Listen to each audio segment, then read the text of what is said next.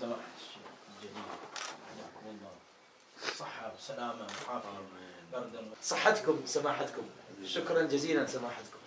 یہاں پہ پاکستانی اور ان کی اصل بھی پاکستانی ہے، یہ ان کے فرزند ہیں اور نجف اشرف میں ان کے تمام مرجعیت کے امور.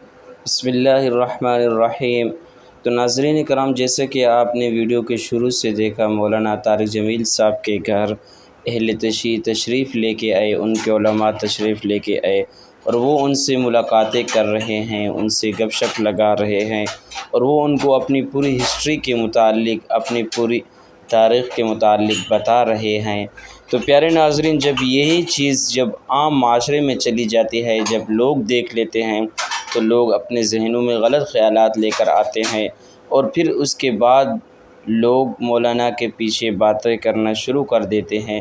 تو اسی لیے ناظرین کرام، دین کے سلسلے میں اگر ملنا چاہے کوئی کسی شخص سے تو تب مل سکتا ہے، لیکن بہرحال یہ ہم سے بڑے ہیں مولانا، وہ جس طرح بہتر سمجھتے ہیں ان معاملات کو، ہمیں کوئی حق نہیں ہم کسی دوسروں کے پیچھے باتیں کرتے رہیں.